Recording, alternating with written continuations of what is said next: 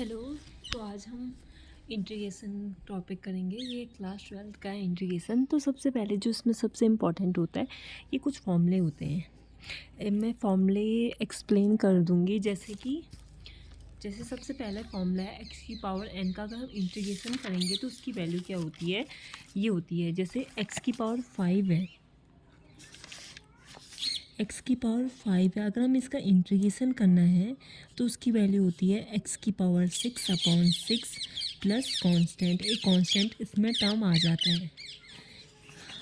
ये इस तरीके से और भी कई फॉर्मूले हैं। कॉस एक्स का साइन एक्स होता है, साइन एक्स का माइनस का कॉस एक्स होता है, सेक स्क्वायर एक्स का टेन एक्स होता है, कोसेक स्क्वायर एक्स का आपका कॉट एक्स होता है माइनस का। इस तरीके के ये सबसे पहले इंपॉर्टेंट फॉर्मूले याद करने की ज़रूरत कुछ नहीं होती है।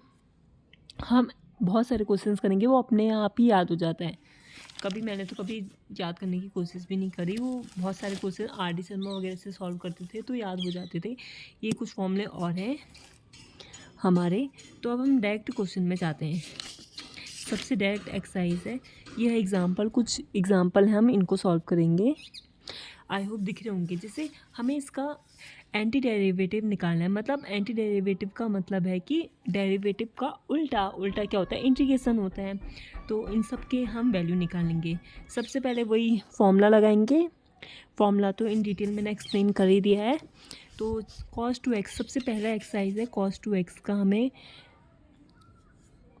cos 2x का इंटीग्रेशन करना है। तो इसकी वैल्यू क्या होगी, मैंने क्या बताया था, cos 2x की जो वैल्यू होती है वो sin 2x होती है। cos x की वैल्यू, जो इंटीग्रेशन की वैल्यू होती है वो sin x होती है। तो वो हो जाएगा sin 2x अपॉन जो ये है ना, ये हमें x तो नहीं दिख रहा है, 2x दिख रहा है। तो हम इसका दोबारा, तो इसकी अपॉन में 2 हो जाएगा जैसे हम डिफ्रेंशिएशन में करेंगे, और प्लस एक कांस्टेंट हमारा टर्म आ जाएगी।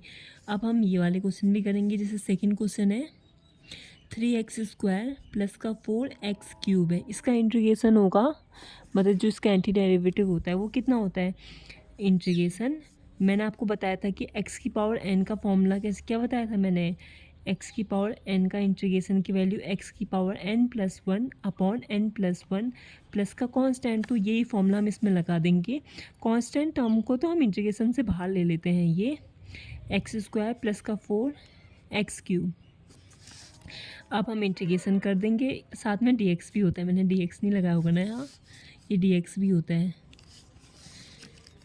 हाँ, तो ये आपकी वैल्यू आ जाएगी 3x³ अपॉन 3 प्लस का 4x⁴ अपॉन 4। इससे ये कट जाएगा, इससे ये कट जाएगा, प्लस एक कांस्टेंट हमारा टर्म आता है। ये तो हमारी x³ प्लस x⁴ प्लस का c कांस्टेंट आ जाएंगे। इन लोगों ने किस तरीके से कर रखा है, पता नहीं क्या कर रखा है। और 1/x की जो 1/x का क्या होता है, 1/x का ये फॉर्म, वो जो होती है इंटीग्रेशन की वैल्यू, वो होती है log x प्लस c। तो ये एग्जांपल तो हो गया। अब हम इसको करते हैं, ये वाले क्वेश्चन को करते हैं, एग्जांपल 2 को। आई होप दिख रहा होगा। हाँ ठीक है। हमारा है first question, second question, third question. हम 3 के 3 क्वेश्चन करेंगे। सबसे पहले हम इसको कर लेते हैं। फर्स्ट क्वेश्चन हमारा है इस एग्जांपल का x³ माइनस का 1 अपॉन x²। इसका इंटीग्रेशन हमें करना है। तो सबसे पहले इसको ना हम अलग अलग कर लेते हैं। जैसे मैंने बताया था, जैसे 3 - 2 अपॉन 2 है, पता ये अलग अलग चले जाता है, अलग अलग a - b अपॉन b है, तो a अपॉन b माइनस का b अपॉन b, ऐसे अलग अलग हो जाते हैं, तो पता होगा।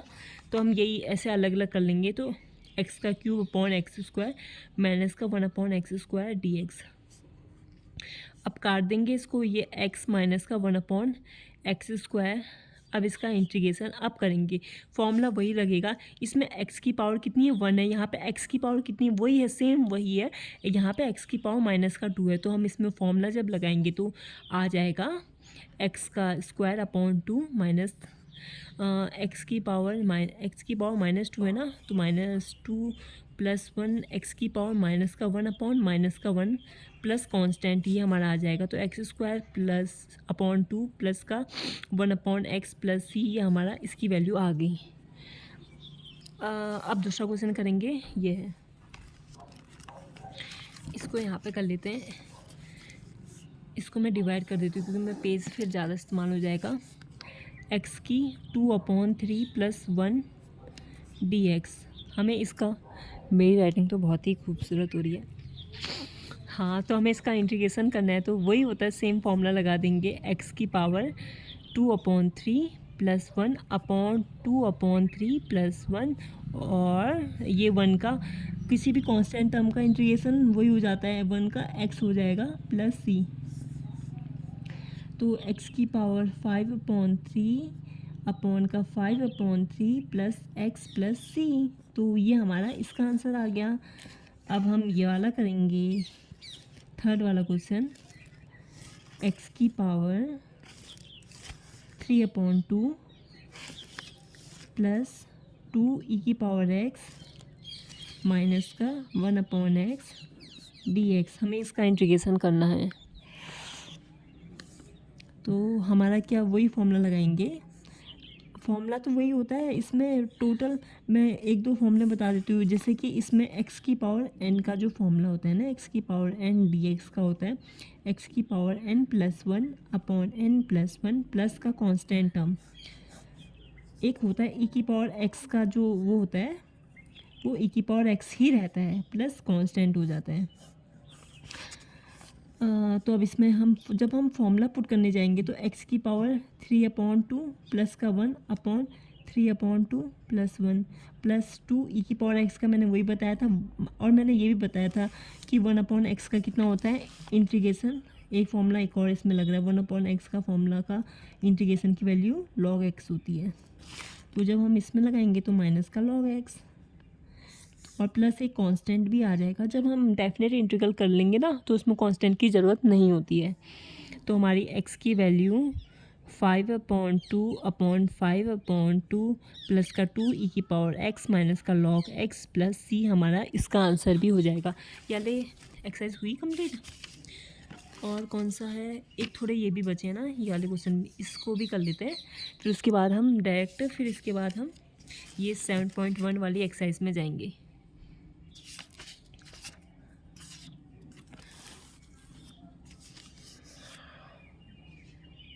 हाँ, तो जल्दी जल्दी करते हैं। sin x + cos x, ये तो डायरेक्ट फॉर्मूले लगने वाले हैं इसमें, फॉर्मूला जो मैंने पहले पेज में दिखा दिया उसी वही चीज़ लगेगा।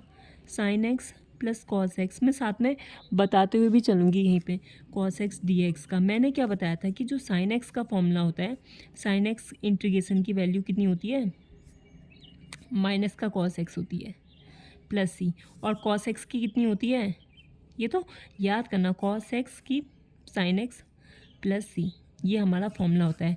तो ये फॉर्मूला इसमें लगा देंगे हम, इंटीग्रेशन की वैल्यू आ जाएगी। sin x का क्या बताया मैंने, माइनस का cos x, और cos x का कितना बताया मैंने आपको, sin x प्लस c, तो यही आंसर होगा। देखने की क्या ज़रूरत है इसमें अब वाला देखते हैं, सेकेंड वाला, हाँ, कोसेक एक्स, दिख ही रहा होगा, बार बार मुझे देखना पड़ा, कोसेक एक्स प्लस का कॉट एक्स, अंदर चले जाएगा तो ये हो जाएगा कोसेक स्क्वायर एक्स प्लस का cosec x plus cot x. ये अब इसका इंटीग्रेशन का फॉर्मूला देखना पड़ेगा। कोसेक स्क्वायर एक्स का क्या हो सकता है, कॉट एक्स होगा या माइनस का कॉट एक्स होगा, देखती हूँ मैं इसमें फॉर्मूला। कोसेक स्क्वायर एक्स का माइनस का कॉट एक्स है, और कोसेक एक्स कॉट एक्स का हमारा माइनस का कोसेक एक्स है। तो मैंने क्या बताया, कोसेक स्क्वायर एक्स का क्या आ जाएगा, माइनस का कॉट एक्स, और कोसेक और कॉट एक्स का जो होगा फॉर्मूला वो माइनस का कोसेक एक्स प्लस कांस्टेंट। ये हमारा इसका भी आंसर आ गया है।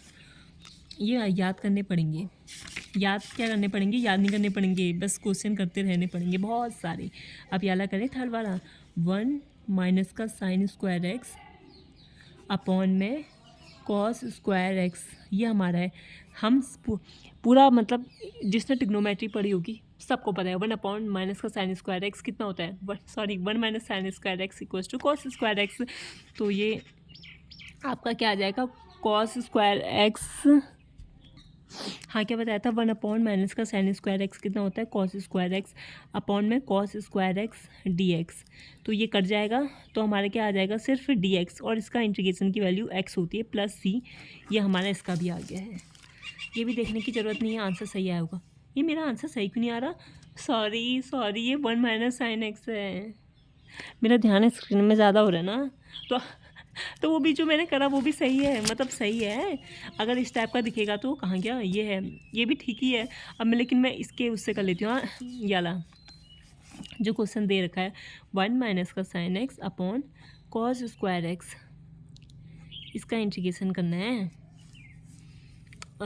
तो इसमें क्या हो जाएगा, ये इसको वही मैंने अलग अलग ले लेंगे तो 1 upon cos square x minus का sine x upon cos square x d x. 1 upon cos square x कितना होता है हम सब जानते हैं, पूरी दुनिया जानती है, सेक स्क्वायर एक्स होता है। और ये अलग अलग है, sine x upon cos x कितना होता है, टेन एक्स, और cos tan x sec x हो जाएगा। अब इसका डी एक्स, अब इसको करो, सेक स्क्वायर एक्स का जो इंटीग्रेशन फॉर्मूला होता है वो 10x होता है, 10x सेक एक्स का सेक एक्स होता है, प्लस का c इसमें कांस्टेंट आ जाएगा, यही आंसर होगा। मैं ये बता देती थी, मैंने ये 10x सेक एक्स लिखा कैसे डायरेक्टली, वैसे आता तो होगा पर फिर भी एक बार बताने में क्या जाता है। Sine x cos square x है ना, तो कॉस एक्स लिख दो। Sign x upon cos x की वैल्यू 10x होती है, 1/cos x की वैल्यू सेक एक्स होती है। यहाँ से ये वाला कर रखा है मैंने। ये अब ये बोला कि anti derivative of F defined F, इसका ये है ना, ये क्वेश्चन में इसका एंटी डेरिवेटिव निकालो, मतलब इसका इंटीग्रेशन का फॉर्मूला लगाओ। तो इसको हम इंटीग्रेट कर देंगे और हमें अब यहाँ पे ना f0 की वैल्यू, यार दिख तो रहा होगा ना, हाँ f0 की वैल्यू 3 दे रखी है। तो उसने 3 क्यों दे रखी है, हम हर जगह कांस्टेंट लिख रहे थे ना, इस बार अगर हम वैल्यू पुट करेंगे तो कांस्टेंट की वैल्यू निकल जाएगी। अब वो बोला डायरेक्ट वैल्यू बताओ, कांस्टेंट नहीं चलेगा, इसमें हमें डायरेक्ट आंसर चाहिए, तब उसने दे रखा है इस तरीके के क्वेश्चन। f(x) हमें कितना दे रखा है, 4x³ माइनस का 6। तो हम इसका इंटीग्रेशन कर देंगे, तो इंटीग्रेशन करके 4x³ माइनस का 6 dx क्या हो जाएगा। मैंने इसमें दो फॉर्मूले लग रहे हैं, वही वाला x की पावर n वाला, 4x की पावर 4/4 माइनस सी, कोई भी कांस्टेंट टर्म की वैल्यू x हो जाती है, 6x हो जाएगा, प्लस एक कांस्टेंट लगेगा, तो हमें f(x) की वैल्यू ये हो गई। अब हमसे क्या पूछा है ना, हमने निकाल तो दिया, अब हमें f(0) की वैल्यू 3 दे रखा है। एक बार हम f(0) की वैल्यू 3 का मतलब जानते हो क्या होता है, अगर f की वैल्यू x की वैल्यू 0 है तो y की वैल्यू हमारी 3 हो जाएगी। इसमें x की जगह 0 रखो तो x की जगह 0 अगर हम रख देंगे तो c की वैल्यू 3 आ जाएगी। यहाँ पे ये 0, यहाँ पे 0 और इसकी जगह 3, जब हम पुट करने जाएंगे तो 0 - 0 प्लस c, तो हमारा कांस्टेंट की वैल्यू 3 आ गई। अब इस 3 को हम यहाँ पे रख देंगे तो हमारा टोटल आंसर ये आ जाएगा। हाँ ये आ गया x, ये 4 से 4 कट गया होगा, सेम है मेरा आंसर। हाँ अब हम डायरेक्ट 7.1 एक्सरसाइज में चले जाते हैं, जल्दी से इनको भी जल्दी सॉल्व कर लेते हैं।